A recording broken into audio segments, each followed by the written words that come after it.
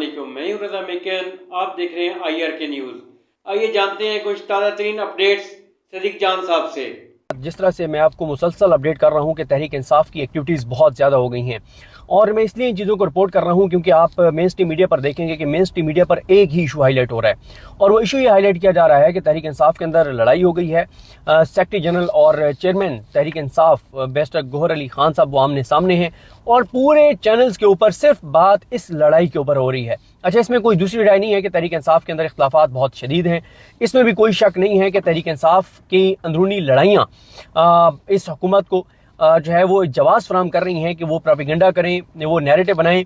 लेकिन मैं आपको एक चीज़ बता दूं कि इन लड़ाइयों का जो है वो ग्राउंड के ऊपर कोई असर नहीं हो रहा। ग्राउंड के ऊपर इसलिए असर नहीं हो रहा कि इस वक्त ग्राउंड के ऊपर एक्टिविटीज़ जो है वो शुरू हो चुकी हैं। जितने भी हमने अटेंड किए हैं PTI की अब तक एक्टिविटीज़, उसमें हमने नहीं देखा कि ग्राउंड के ऊपर वर्कर जो है वो मायूस हो के देखें जी ये लीडरशिप आपस में लड़ रही है। नहीं, हाँ, एक चीज़ ज़रूर है कि तहरीक इंसाफ के जो वर्कर्स हैं अभी तक उनका वो कॉन्फिडेंस नहीं बन रहा PTI की लीडरशिप पर जो बनना चाहिए। इसलिए मैं मुसलसल ये अर्ज करता हूँ कि अब इमरान खान की रिहाई के लिए अगर लॉन्ग मार्च होना है, जो कि नजर आ रहा है कि होना है, और नजर आ रहा है कि तैयारियां डी चौक की शुरू हो गई हैं, तो उसको लीड अगर मौजूदा क़यादत ही कर रही होगी तो ये एक बड़ा सवाल होगा कि क्या लोगों का इनके ऊपर कॉन्फिडेंस 100% है या नहीं है। हाँ, अगर अलीमा खान लीड कर रही होंगी, साथ होंगी, तो ये एक चीज ऐसी होगी कि जिससे लोगों का कॉन्फिडेंस होगा। लेकिन ये भी हो सकता है कि अगले 15-20 दिन इसी तरह से मोमेंटम बरकरार रहा तो PTI की जो बाहर लीडरशिप है उसके ऊपर उनका लोगों का एतमाद बन जाए। क्योंकि अभी भी देखें ना कि जब जुनैद अकबर साहब बने KPK के सदर, तो हमने देखा कि जुनैद अकबर साहब को जिस तरह से PTI के वर्कर्स ने वहाँ वेलकम किया, सवाबी जलसा हम वहाँ पर मौजूद थे 8 फरवरी को 2025 को, जब उनकी गाड़ी को लोग चूम रहे थे, PTI के वर्कर्स चूम रहे थे। PTI के वर्कर्स की आंखों में आंसू थे, वो उनको कह रहे थे कि आप कब निकलेंगे, हम निकलना चाहते हैं इमरान खान की रिहाई के लिए। फिर दरमियान में एक फेज आया जब ऐसा लगा कि जुनैद अकबर साहब तो कुछ भी नहीं कर रहे, और पता नहीं वो कंप्रोमाइज हैं या कैपेसिटी के इशूज हैं, जो भी है वो नहीं कर पा रहे, तो काफ़ी लोगों के उनके ऊपर भी जो है वो बदएतमादी हो गई। लेकिन अब जिस तरह की वो तकरीर कर रहे हैं, खासतौर पे जिस तरह से उन्होंने सबात में तकरीर की है, उसके बाद फिर उनके ऊपर लोगों का कॉन्फिडेंस, खासतौर पे KPK के लोगों का कॉन्फिडेंस डेवलप होना शुरू हो गया, और उसकी खुद मैं यानी शायद हूँ। देखें, मैं आपको बताऊं कि एक चीज़ होती है जो आप यहाँ हम TV पे सुनते हैं और YouTube पे सुनते हैं, एक होता है कि हम वहां पर खुद जाके ऑब्जर्व करते हैं।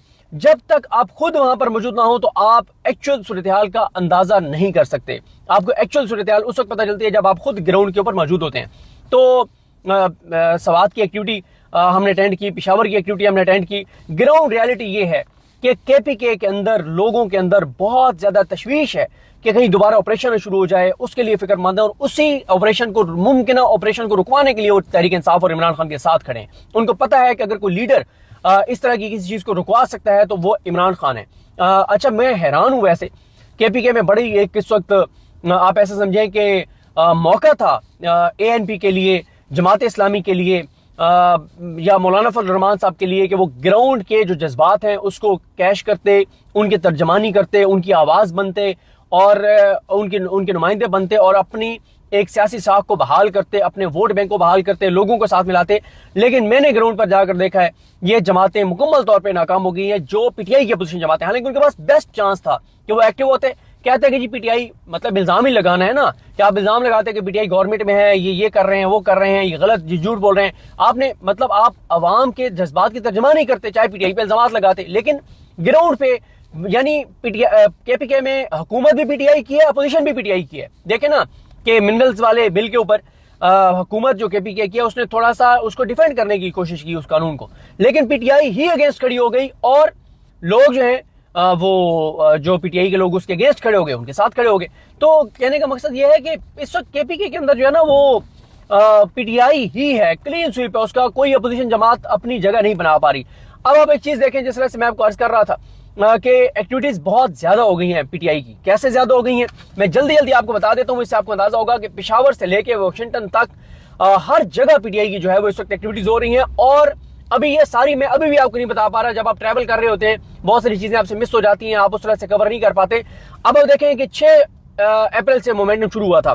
6 अप्रैल को पेशावर में जाने सारा ने इमरान खान कन्वेंशन हुआ जिससे मुरासिद ने खिताब किया। 8 अप्रैल को अडयाला के बाहर PTI ने आपके सामने है कि PTI ने 8 अप्रैल को अडयाला के बाहर जो प्रोटेस्ट किया, जो उन्होंने अपनी पावर शो किया, जो अलीमा खान साहबा के साथ, इमरान खान की फैमिली के साथ खड़े हुए। 10 अप्रैल को फिर निश्तर और पेशावर में यूथ कन्वेंशन हुआ, जिसे एहसान तूर और मुबशर अब्बासी जो है, जो सदर हैं इसके, जो वो अगला रोड है, जो सदर हैं यूथ के और सेक्रेटरी जनरल हैं, उन्होंने खिताब किया। लेकिन ये मैं बता दूं कि एहसान तूर साहब और मुबशर अब्बासी साहब का जो असल चैलेंज है वो ये है कि वो पंजाब में यूथ की एक्टिविटीज कब शुरू करते हैं, किस तरह शुरू करते हैं। उनका देखें, केपी के होम ग्राउंड है पीटीआई का, वहां पीटीआई की गवर्नमेंट है, कोई मसला ही नहीं है, वहां तो पीटीआई का आप कन्वेंशन कर सकते हैं।